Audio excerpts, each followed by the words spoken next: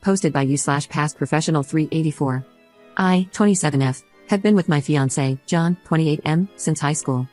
We dated and broke up because his mother, Debbie, 53F, convinced him we were too young to be in love. We went our separate ways and attended college. During my sophomore year, we started talking on social media again. He apologized and said he missed me, and we got back together. Cue the waterworks. Debbie literally cried the first time she saw that we were back together and told John that I must have done witchcraft on him. I've always respected Debbie because of my upbringing and my mother's teachings.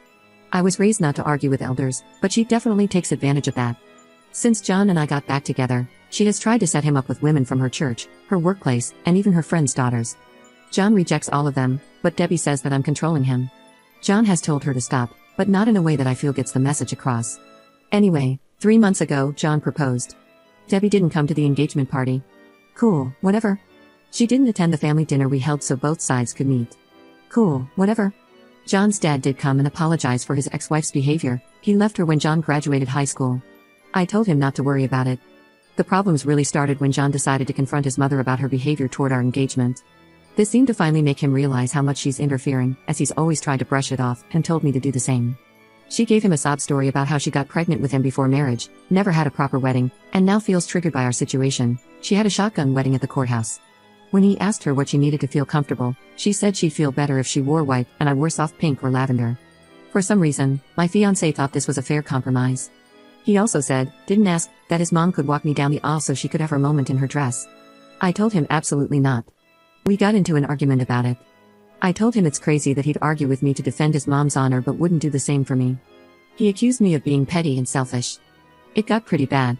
We've agreed to cool off for now, but based on how heated it got, I could tell we both almost decided to call the wedding off. Now, things are weird. I love John, but I'm starting to see how much he lets his mom influence our lives. I can just imagine her sitting at home with this evil grin, knowing she's driving a wedge between us, while John remains putty in her hands. I'm seriously considering calling off the wedding. Am I overreacting? Or is it really just about the color? Update 1 day later. Hey everyone, I'm not sure if this is the update everyone wanted, but here's what happened since my last post. John came home remorseful. He told me he had been anxious about the situation and had brought it up to a coworker/friend, mentioning how I didn't want to compromise.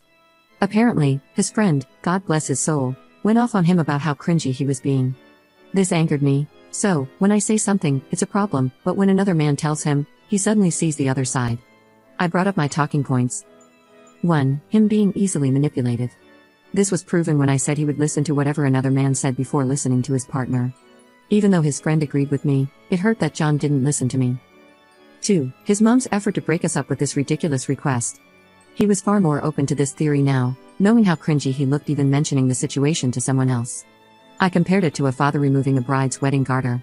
He got the point. 3. Agreeing to his mom's crazy request without talking to me first. He claimed he didn't agree but told her he would see how I felt about it and then brought it up to me. I asked him why he didn't realize that his mother walking down the aisle on his wedding day was extremely creepy. He said it was just a dress in his eyes, and he didn't want his mom to miss the wedding. I told him there would be no wedding if he didn't straighten up. He said he understood. 4. His mom's blatant hatred for me. She didn't even ask to wear white alongside me, which would still be weird. Instead, she insisted that I not wear white at all, as if I were some impure WH3, thanks Reddit, because I hadn't even thought of that one. He said he didn't see it that way. He just knew she hadn't been showing up because she claimed seeing me in white upset her. So I said, do you not hear your own mom saying she wants to be the bride herself? That she can't stand it being me? Finally, it looked like a light bulb went off in his head.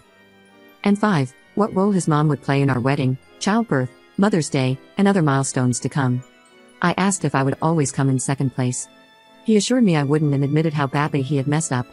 He said he was just trying to keep the peace. I asked, by always making her happy and making me miserable? I refused to live my life this way. He agreed, apologized, and said he wouldn't want me to be miserable. We have no children yet, but we created a plan for dealing with major milestones. His mom won't be involved unless I'm comfortable with it, and I won't be unless she does a complete 180. When I asked him what his mom said to change his mind, it was exactly what you all guessed. She cried. She cried about her baby being taken away from her, how she never got her wedding, how his dad left her and she was alone, and how she just wanted to experience a real wedding before she dies. She's perfectly healthy unless there's something we don't know. I told him that if this manipulation was enough to sway him, what's to say he won't turn on me again? He said his friend and dad talked sense into him about how he was going to lose me. I told him today was his last chance and gave him 4 conditions to stay engaged to me, if he even cared to. 1. Go low contact with his mom and do not let her make any decisions about our wedding, which will be postponed another year to see if he sticks to his word. 2. Attend counseling, both individual and couples therapy. 3. Speak to his mom about her behavior toward me, with me present, because every time he goes alone, he comes back with an excuse for why he let it go. And 4. Create strong boundaries and learn to uphold them. He agreed. Then came the hard part. I showed him the post. I felt bad as he read everyone ripping him to shreds in the comments. I could see how uncomfortable he was, especially when people called him a spineless mama's boy and made other remarks about his mom. He was hurt that I agreed with comments suggesting I should leave. He read for a few minutes until someone called him a spineless "see you next Tuesday" and then handed my phone back. He said the comments were harsh but acknowledged they showed how insane the situation sounded, even if he had just been trying to keep the peace. Reading the post was the final wake-up call for him. He said seeing everyone telling me to leave physically hurt him because he knew he deserved it. We called his dad, whom I'm no longer calling my future father-in-law because I'll call off this wedding tomorrow if John doesn't have my back when we speak to his mom. John's dad, Dan, I'll name him because he's a big part of this update, also gave John a reality check. Dan was relieved John had decided to get his act together. We agreed to go to Debbie's house tomorrow with Dan and John's aunt. My dad is tagging along. John said he would tell his mom that, under no circumstances, can she make our wedding about her. He also said that if she cries or tries to guilt-trip him, he will go no contact with her. I feel terrible because getting a man to stop talking to his mother wasn't something I ever thought I'd want. I doubt Debbie will come around, especially not tomorrow with all of us against her. I don't know if John will backtrack once we get there. I've explained that if he doesn't grow his spine, I'm leaving. He can either marry me or marry his mom. That's my ultimatum. He says he chooses me. We'll see, I guess. This should make me happy, but I still feel icky. I'll update tomorrow after we talk to Debbie. Second update 1 day later. Hey everyone, I'm back with the last update. Some people reached out to disrespect me. I honestly don't care if you don't believe my story or find me annoying, but messaging me to call me names, be disrespectful, and or say I shouldn't wear white to my own wedding is classless. I won't respond, and I genuinely hope you all get the help you need for whatever trauma makes you that much of an angry person. To all the people who have reached out with positive vibes and advice, thank you so much. Anyway, John and I met up after work, and we headed to pick up Dan. John's aunt couldn't make it. My dad was meeting us there. I had really bad anxiety. I told Dan and Dad they should give us a few minutes before knocking so she doesn't feel ambushed. They agreed. We get to Debbie's. My heart feels like I'm going up the world's tallest roller coaster slowly. John is quiet. We get there, and he gives her a firm but respectful "Hey Mom." We sit down, and John tells her we came to talk to her. She asked, "What's wrong?" John got right into it. He bluntly told her that her actions toward me over the years have been petty and that her not showing up for any of our wedding events was unacceptable to him. He flat out asked her why she has a problem with me. I genuinely thought he was going to start with the dress situation, but he went straight for the root of it all. Debbie acted like she had no idea what he was talking about. She has actively tried to get him to cheat on me or leave me for other women, but in that moment, she was shocked and didn't know where this was coming from. She said she has no problems with me and loves me like a daughter.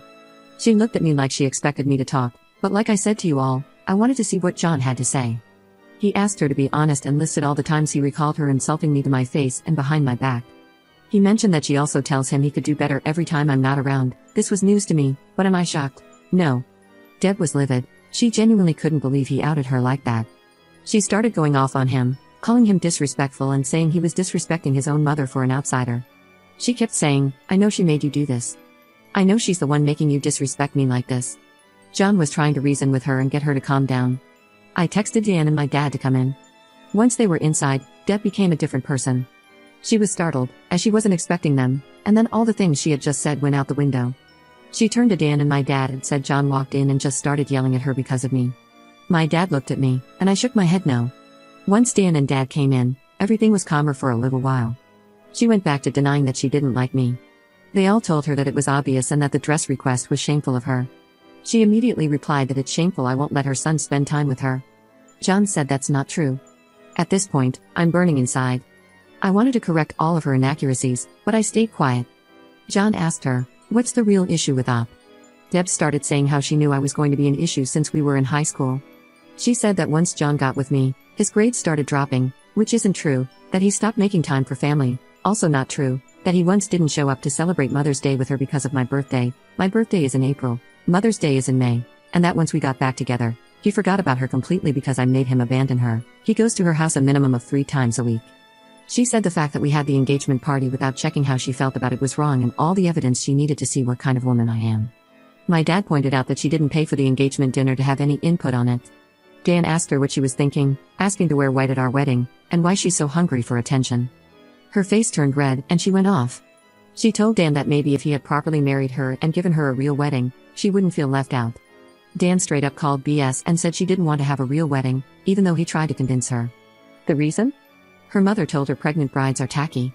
She started crying. I honestly felt a little bad for Debbie here. My dad got everyone to calm down. John finally spoke again and told his mom that he can't keep defending her when she won't even try to respect me. That for his sanity in our relationship, he's going low contact.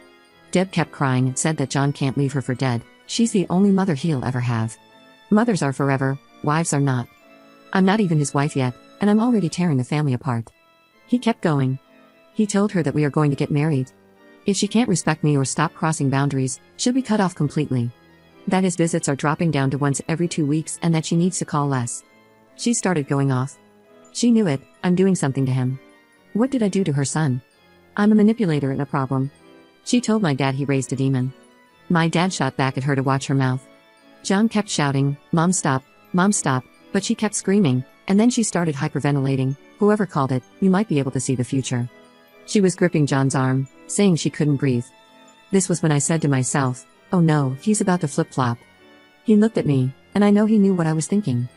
John got her a cup of water, then asked his dad if he could make sure his mom was okay and asked my dad to take Dan home. Dan and Dad agreed, and his mom started crying louder. She literally screamed, I can't breathe, as we walked out so he could hear her. I felt terrible, and I finally spoke. I told John I'm sorry and that I understand if he felt bad. He said he knew she was faking it, but his instincts wanted to run over and make sure she was okay. I asked, are you? He said no but looked really sad about it. My dad walked out behind us. My dad has never seen this side of Deb, and neither have I. She's always been catty or shady toward me, but this was insane. My dad straight up told John that his mom needed help with her mental health.